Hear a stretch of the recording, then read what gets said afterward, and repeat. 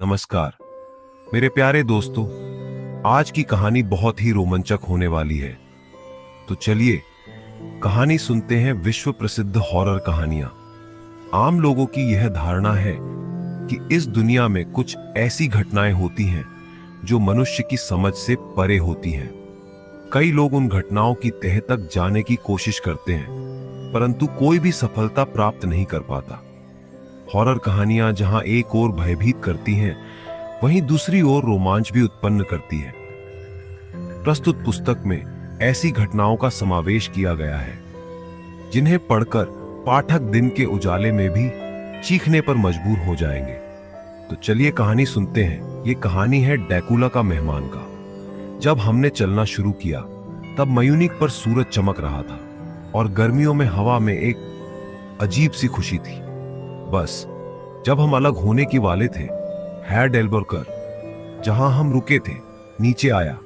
बिना सर ढके और मुझे शुभकामनाएं देते हुए उसने अपने दरवाजे पर हाथ रखे हुए कोचमैन से कहा, तुम्हें रात होने से पहले वापस आना है। अभी तो सूरज है पर ठंडी हवा चल रही है, तूफान भी आ सकता है, परंतु मुझे यकीन है कि तुम्हें देर नहीं होगी। वो मुस्कुराया और बोला, क्योंकि तुम्हें पता है कि यह कैसी रात है। जोहन ने उसे नम्रता से जवाब दिया, जी साहब, और वह निकल गया।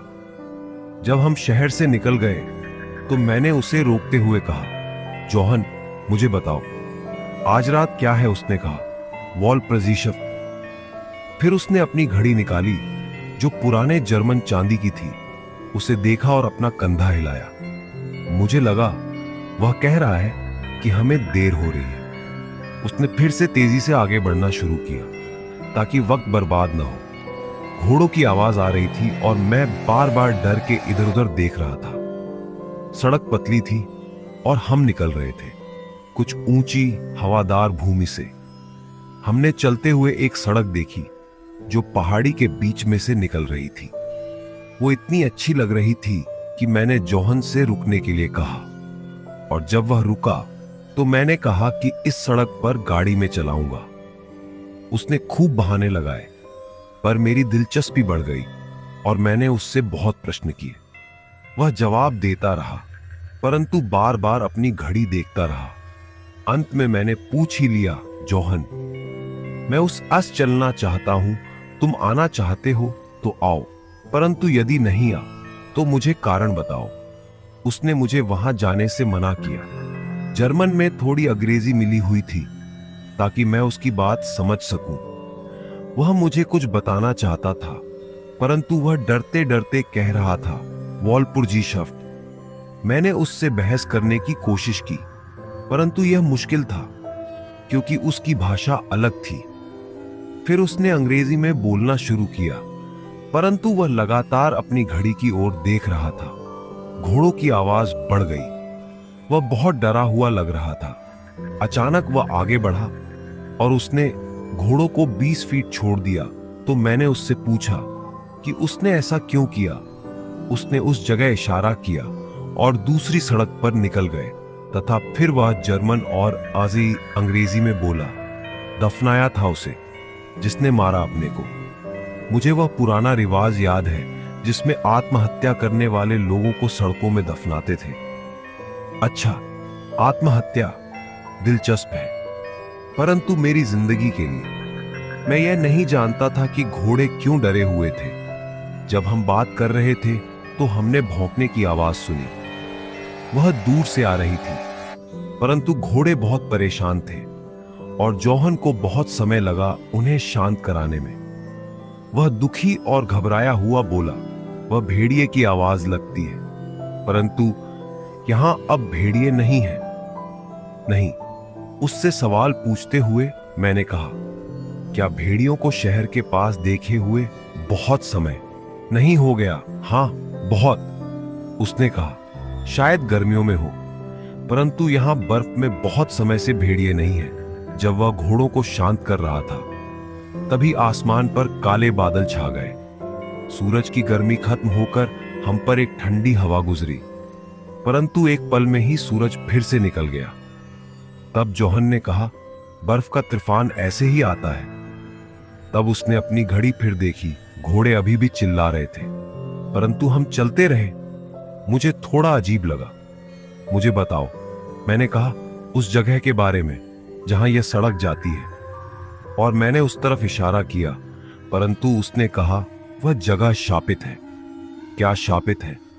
मैंने पूछा। गांव तो मतलब वहां गांव है? नहीं, 100 साल से ज्यादा हो गया वहां कोई नहीं रहता। मेरी उत्सुकता बढ़ी। परंतु तुमने कहा वहां गांव है। गांव था तो अब कहां गया? फिर उसने आधी जर्मन और आधी अंग्रेजी में कहानी बतानी शुरू की, जो मैं सही से समझ ही नहीं पाया। परंतु फिर भी मुझे समझ आया कि बहुत पहले, 100 साल पहले लोग वहां मरे थे और वहीं उनकी कब्रें हैं। परंतु फिर भी वहां आवाजें सुनाई देती हैं। जब कब्रें खोदी गई तो मरे हुए आदमी और औरत जिंदा लग रहे थे। उनके चेहरे खून से लथपथ थे। अपनी जान बचाने के लिए जो बचे थे वे वहां से भाग गए जहां वे जिंदा रह सकते थे, और मरे हुए मर जाते थे, कुछ और नहीं। वह आखिरी बात बोलने में डर रहा था, परंतु वह उत्सुकता से बताता रहा, मानो उसका डर बढ़ गया हो। उसका सफेद चेहरा इधर उधर देख रहा था, मानो कुछ सामने आने वाला हो। इतने में वह बोला, वॉलपुर्जीशफ, और मुझे गाड़ी के अंदर बैठने को कहा। तभी मेरे खून में उबाल आया और मैंने कहा, तुम डरते हो जोहन? डरते हो? घर जाओ, मैं पैदल अकेला ही चला जाऊंगा। गाड़ी का दरवाजा खुला था। मैंने अपनी छड़ी उठाई और दरवाजा बंद किया और कहा, घर जाओ जोहन। वॉलपुर्जीशफ अंग्रेजों को परेशान नहीं करते। घोड़े काबू से बाहर हो गए थे और जोहन उन्हें संभालने की कोशिश कर रहा था तथा मुझे भी मना कर रहा था कि मैं कोई बेवकूफी न करूं। मुझे उस पर तरस आया, परंतु मुझे हंसी भी आ रही थी। वह अंग्रेजी भूल गया था। वह घबराहट में सब भूल गया और जर्मन में ही बोलता रहा। सब बेहद मुश्किल हो रहा था। घर जाओ, और मैं उस सड़क पर पहाड़ी की ओर चल दिया। जोहन अपने घोड़ों के साथ म्यूनिक लौट गया। मैंने उसको जाते देखा। वह थोड़ी देर तक सड़क पर धीरे धीरे चलता रहा। तभी एक लंबा और पतला व्यक्ति दिखा। मैं दूर से देख सकता था। जब वह घोड़ों के पास पहुंचा तो वह कूदने और लात मारने लगे तथा डर से चिल्लाने लगे। अब जोहन उन्हें पकड़ नहीं पाया। वह सड़क पर भागे, पागलों की तरह भागते हुए। मैं उसे और अजनबी को देखता रहा, पर वह दोनों ही जा चुके थे। मैं हल्के मन से सड़क की तरफ मुड़ा, जहां जोहन ने जाने से मना किया था। उसके मना करने का कारण नहीं दिख रहा था। मैं बहुत देर तक चलता समाज का भाग होते हुए भी उसके जीवन में अकेलापन क्यों है? अमेरिका के समाज में उसके जितनी उम्र की लड़कियां तो बिना युवा लड़के मित्रों के रह ही नहीं सकती। जब मैं उसके बारे में सोच सोच कर थक गया तो मैंने उसके ख्याल को अपने मन से झटकने और सोने का प्रयास किया।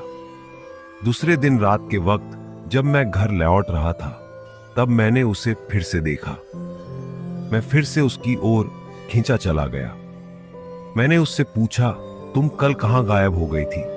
कहीं नहीं, मैं बस यही चाहती थी कि कॉलेज में कोई भी मुझे तुम्हारे साथ देखकर हमारे विषय में कोई गलत राय न इख्तियार कर ले। तुमने मुझे अभी तक अपना नाम नहीं बताया है। मेरा नाम डोना केटर है, वह बोली। मैंने उसका नाम सुनकर अपने मकान मालिक का नाम लेते हुए उससे पूछा, तो क्या तुम मिस्टर इरविन केटर की बेटी हो? वह धीमे स्वर से बोली, हाँ, परंतु मैंने तुम्हें पहले तो कभी नहीं देखा। मैं अभी पिछले सप्ताह ही रॉक आइलैंड से आई हूं। यह शहर हमारे शहर के पास ही था।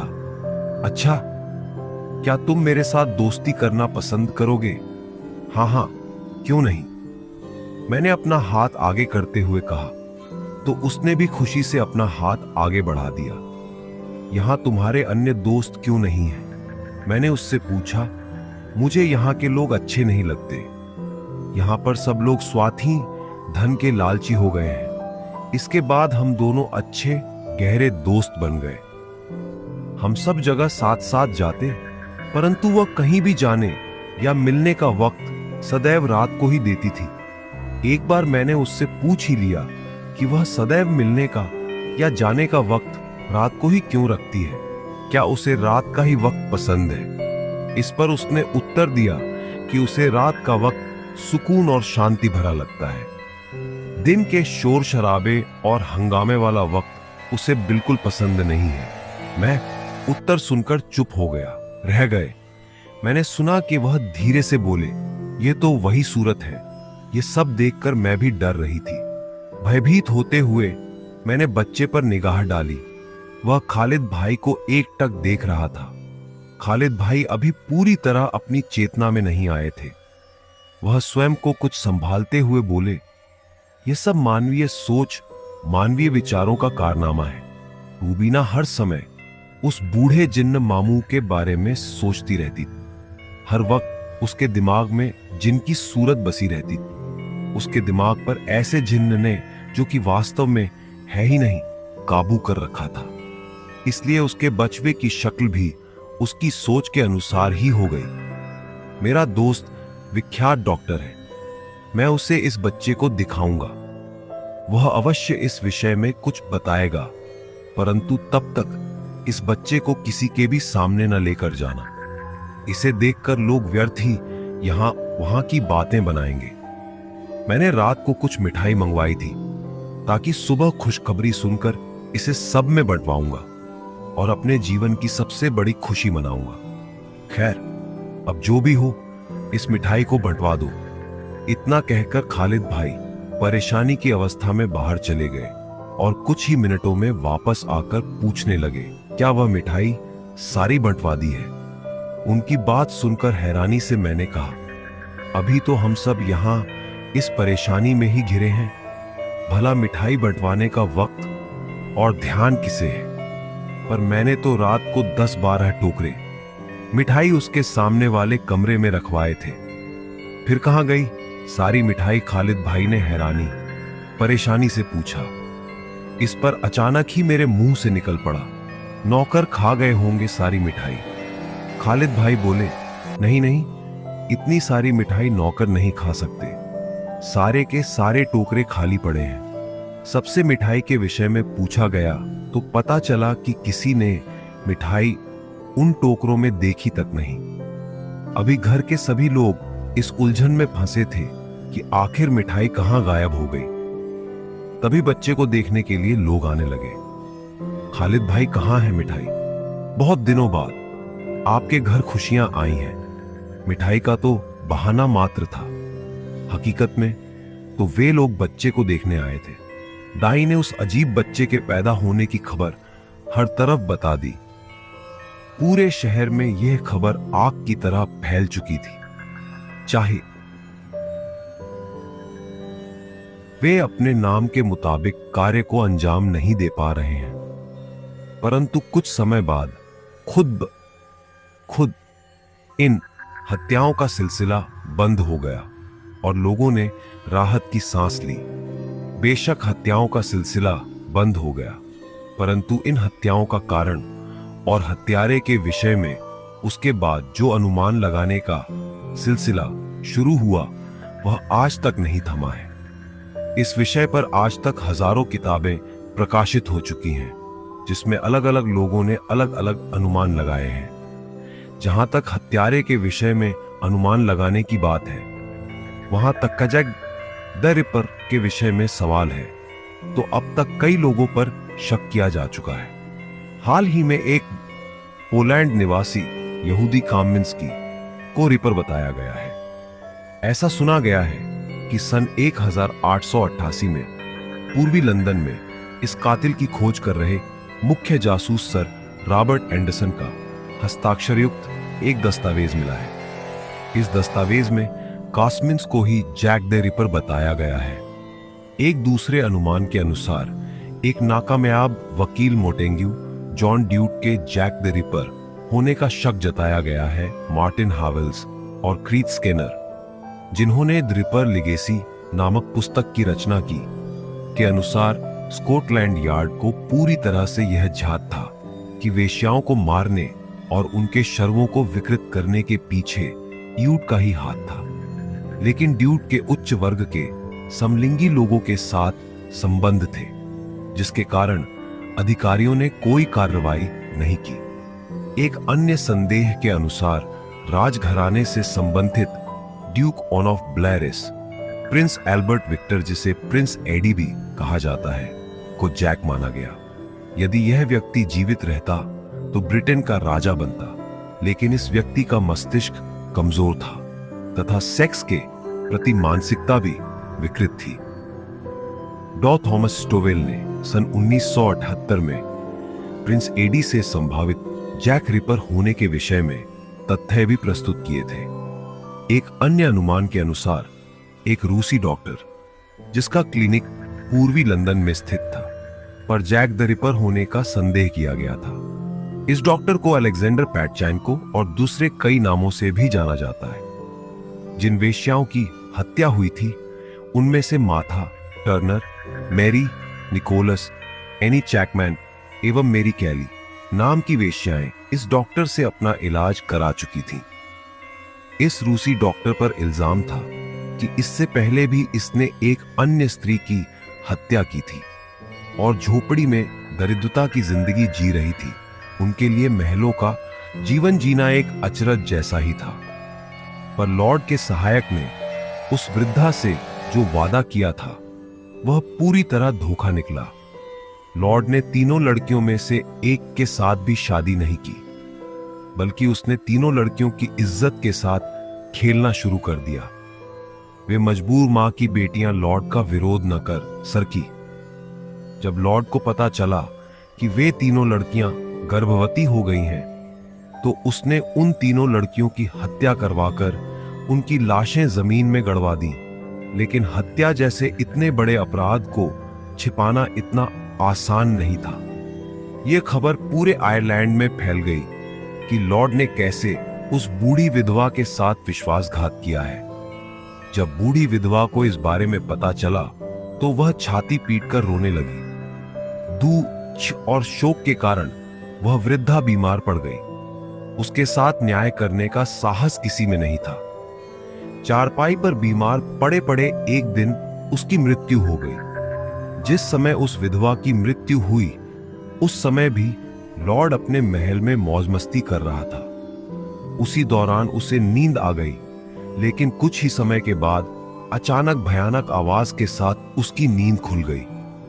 इतनी भयानक आवाज सुनकर उसके हाथ पैर कांपने लगे, परंतु दृश्य देखकर वहां उपस्थित दूसरे लोग कुछ समझ न सके। लॉर्ड ने ऐसी भयानक डरावनी आवाज पहले कभी नहीं सुनी थी। उसे लगा शायद यह किसी जंगली पशु की आवाज हो सकती है, परंतु उसे आसपास ऐसा कोई जानवर दिखाई नहीं दिया। फिर उसने ध्यान से देखा तो उसे एक बुढ़िया दिखाई दी, परंतु इतनी भयानक आवाज क्या इस बुढ़िया की हो सकती थी। कुछ देर तक वह उस बुढ़िया को ध्यान से देखता रहा। वह बुढ़िया उसे कुछ जानी पहचानी सी लग रही थी, लेकिन वह यह भी सोच रहा था कि इतनी रात को भला उस बुढ़िया को यहां क्या काम हो सकता था। वह सोचने लगा, कहीं इसे हत्या के विषय में पता तो नहीं चल गया। इन विचारों के दिमाग में आते ही लॉर्ड डर से सहम गया। लॉर्ड की उस सफेद साड़ी पहने वृद्धा से नजर मिलाने की हिम्मत नहीं हो सकी। उस वृद्धा को अपनी तरफ आते हुए देखकर डर के कारण लॉर्ड अपने कमरे की तरफ भागने लगा। लॉर्ड ने इतना भयानक दृश्य पहले कभी नहीं देखा था। उस बुढ़िया की आंखों से आग निकल रही थी। वह लॉर्ड के पीछे पीछे उसके कमरे में पहुंच गई। ओ बॉली, अरे ओ धोखेबाज पापी, तुमने क्या सोचा था कि तू अपने पाप को आसानी से छिपाने में कामयाब हो जाएगा? बस अब और नहीं, अब तेरी मृत्यु निकट है। तूने मेरी भोली भाली लड़कियों की इज्जत लूटकर उनकी हत्या कर दी। ओ पापी, अब तू मात्र 3 दिन ही और जीवित रह पाएगा। देख उधर, उस घड़ी में 12 बजे हैं और आज से तीसरे दिन ठीक इसी वक्त मैं तुझे लेने आऊंगी और तुझे हमेशा हमेशा के लिए उठा ले जाऊंगी। उसकी इस तरह की बातें सुनकर लॉर्ड बहुत चिंतित हो गया। वह रात को कब सो गया उसे पता ही नहीं चला, लेकिन रात को घटी घटना को लेकर लॉर्ड चिंतित रहने लगा।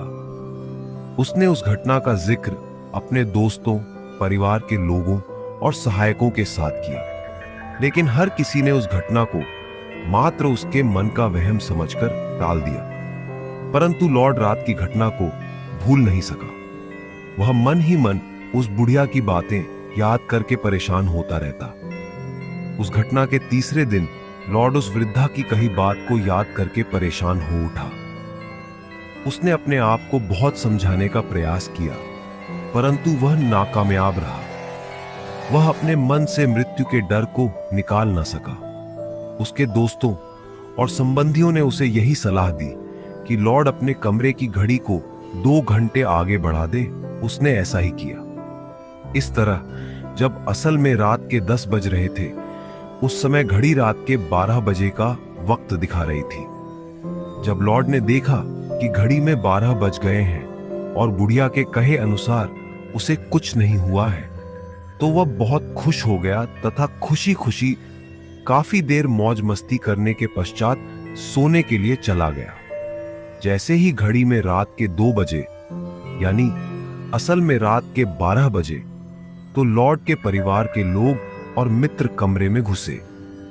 जब उन्होंने कमरे में प्रवेश किया तो वे कमरे का दृश्य देखकर हैरान रह गए। कमरे में लॉर्ड का सिर एक ओर लुढ़का हुआ था और सफेद साड़ी में लिपटी वृद्धा स्त्री कमरे से बाहर निकल रही थी। इससे पहले कि वे लोग उस बूढ़ी स्त्री से कुछ कहते, वह बोली, लॉर्ड लिटन ने मेरे साथ धोखा किया था। उसने मेरे विश्वास को तोड़ा था। उसने मेरी बेटियों की हत्या की थी। उसी का प्रतिशोध लेने मैं यहां आई थी। अब मेरा बदला पूरा हो चुका है। मैं इसे लेकर जा रही हूं। इतना कहकर उन सबकी आंखों के सामने ही वह वृद्धा गायब हो गई। तो मेरे प्यारे दोस्तों, इसी के साथ एक और रहस्यमय कहानी छुपी हुई है। तो चलिए हमें इसे भी सुनते हैं। विश्व प्रसिद्ध भूत प्रेतों की रहस्यमय कहानियां हैं। धरती पर भूत प्रेतों के अस्तित्व को अधिकतर लोगों ने स्वीकार किया है। प्रस्तुत पुस्तक में विश्व के विभिन्न देशों से एकत्रित की गई भूत प्रेतों की कहानियों को संकलित किया है। प्रत्येक कहानी अपने आप में अनूठी है और कांपने पर मजबूर कर देती है। कहानियों में ऐसा रोमांच है कि पाठक एक बार शुरू करने के बाद उसका अंत होने तक उसे नहीं छोड़ सकता। तो इसके साथ पूरी कहानी सुनते हैं। चलिए कहानी पर गौर करते हैं। हाँ, कहानी है मरने के बाद जिंदा हुए लोग। जब कभी हमारे आसपास कुछ ऐसी आश्चर्यजनक घटनाएं घट जाती हैं जिन्हें देखकर हम विश्वास नहीं कर पाते, तो बड़ी हैरानी होती है। यदि मृत व्यक्ति अचानक जिंदा होकर वापस आ जाए तो लोग उसे भूत समझ लेते हैं। यहां कुछ ऐसी ही घटनाएं पेश हैं जो सचमुच घटित हुई हैं और जो बहुत रोमांचकारी है। एक बहुत ही हैरत अंगेज घटना राजगढ़ तहसील के हमीरवास पुलिस स्टेशन की है। वहां पर 2 पक्ष बागड़वा नामक गांव के रहने वाले नारायण राम का मुकदमा दर्ज करवाने की कोशिश कर रहे थे। उनमें से एक पक्ष कह रहा था कि नारायण राम की हत्या हुई है और दूसरा पक्ष कह रहा था कि उसने आत्महत्या की है। वे एक दूसरे पर आरोप लगा रहे थे कि अचानक नारायण राम थाना पुलिस में आ गया और बोला कि न मेरी हत्या हुई है और न ही मैंने आत्महत्या की है, मैं अभी जिंदा हूं। बागड़वा गांव की इस घटना के अनुसार प्रताप सिंह जाट ने हमीरवास थाना में जाकर रिपोर्ट लिखवाई कि उसके चाचा नारायण राम जाट ने कुएं में कूदकर आत्महत्या कर ली है। जैसे ही थाना प्रभारी राम सिंह बेनीवाल द्वारा आत्महत्या का मुकदमा दर्ज किया गया, बागड़वा गांव के ही कुछ लोग थाने में आ गए और उन्होंने थाना इंचार्ज को यह कहा कि यह मामला आत्महत्या का नहीं है, बल्कि नारायण राम के भतीजे प्रताप सिंह ने ही उसकी हत्या की है। और उन्होंने प्रत्यक्षदर्शी गवाह पेश करके प्रताप सिंह के विरुद्ध हत्या का मामला दर्ज करने के लिए कहा। यह सब सुनकर थाना इंचार्ज के सामने बड़ी अजीब स्थिति पैदा हो गई। उन्होंने तुरंत इस घटना की जानकारी सादुलपुर पुलिस उपाधीक्षक कांति प्रकाश पुरोहित को दी। जब कांति प्रकाश पुरोहित स्टेशन पहुंचे तो उन्होंने दोनों गुटों से इस घटना के बारे में सख्ती से पूछा, पर मामला संदेहपूर्ण ही हो गया। पुलिस उपाधीक्षक के पूछताछ करते ही अचानक कुछ लोगों के साथ स्वयं नारायण राय भी स्टेशन में आ गया और उसने कहा कि मैं अभी जिंदा हूं। एक समय की बात है कि मिस्र के सिकंदरिया नामक प्रसिद्ध पर्यटन स्थल पर एक आदमी छुट्टियां मनाने गया। जब वह समुद्र के किनारे तैर रहा था तो अचानक उसे दिल का दौरा पड़ गया। जो लोग उस समय वहां थे वे उसे अस्पताल ले गए। डॉक्टरों ने कहा कि इसकी मृत्यु हो चुकी है और उन्होंने उसे अस्पताल के शवगृह के फ्रिज में रख दिया। उसे वहां रखे हुए कई घंटे बीत गए। जब अस्पताल का एक कर्मचारी फ्रिज के दरवाजे को बंद कर रहा था तो उस आदमी की लाश ने उसका हाथ पकड़ लिया। वह कर्मचारी बुरी तरह डर गया और भूत भूत चिल्लाता हुआ वहां से भागा। उस कर्मचारी के साथ एक ऐसा परिवार था जो अपने परिवार के किसी सदस्य की लाश लेने आया था। वे लोग भी इस घटना से बुरी तरह डर गए। उस आदमी की लाश ने वहां से बाहर निकलकर जब अपने परिवार वालों को फोन किया तो वे लोग भी हैरान रह गए, क्योंकि वे लोग भी यही समझ रहे थे कि उस आदमी की मौत काफी पहले हो चुकी है। उस आदमी ने बाद में अपना नाम अली आब्दिल रहीम मोहम्मद बताया। उसने अपना अनुभव सुनाते हुए कहा कि उसे केवल इतना याद है कि अपने आखिरी समय में उसे तेज चक्कर आने लगे और वह बेहोश हो गया। तभी उसे अपनी मां की शक्ल दिखाई दी। लोगों ने यह समझ लिया कि वह डूबकर मर गया है और उसे अस्पताल के शवगृह के रेफ्रिजरेटर में रख दिया। होश में आने के बाद उसे धड़ाम जैसी आवाज सुनाई दी और अनजान लोगों की आवाजें भी सुनाई दी। उसने अचानक महसूस किया कि वह धातु की कठोर दीवारों के बीच लेटा हुआ है और न समझ में आने वाली आवाजें सुनाई दे रही हैं। जब अस्पताल का कर्मचारी रेफ्रिजरेटर का दरवाजा बंद करने लगा तो उसने उसका हाथ पकड़ लिया। एक अन्य घटना शेरकोट नामक कस्बे में घटी, जिससे वहां रहने वाले लोग चौंक गए। एक छोटी लड़की को सूखा रोग हो गया। उसके परिवार वालों ने उसका बहुत इलाज करवाया, मगर वह बालिका ठीक नहीं हुई और मर गई। मरने के बाद उसके परिवार वाले उसे कफन में लपेटकर दफनाने लगे तो बालिका के शरीर में हरकत हुई। उसके परिवार वाले हैरान रह गए। वे लोग भयभीत भी हुए कि कहीं यह भूत तो नहीं है, मगर देखते ही देखते वह लड़की कब्र से निकलकर खेलने लग गई। और तो और है, अब उसके शरीर में सूखा रोग भी नहीं रहा था और वह स्वस्थ हो गई थी। जिन डॉक्टरों ने पहले कहा था कि इसकी मृत्यु हो चुकी है, उन्हीं ने कहा कि अब यह पूरी तरह स्वस्थ है। यह घटना चारों तरफ आग की तरह फैल गई और लोग मरकर जीवित होने वाली बालिका को देखने के लिए आते रहे। हमारे देश में बहुत से तीर्थ स्थान हैं जिनमें जनसाधारण ही नहीं बल्कि दैवीय और आसुरी शक्तियां भी आती जाती रहती हैं। ये शक्तियां विभिन्न रूपों में होती हैं और बड़ी मुश्किल से पहचान में आती हैं। कई बार तीर्थ स्थलों पर दानवी शक्तियां अपना असर डालती हैं तो दैवीय शक्तियां किसी भी रूप में प्रकट होकर उनसे बचाती हैं। 1950 के दशक में हरिद्वार में जो कुंभ का मेला लगा था उसमें बहुत भीड़ थी। पूरी दुनिया से लोग हरिद्वार की तरफ आ रहे थे।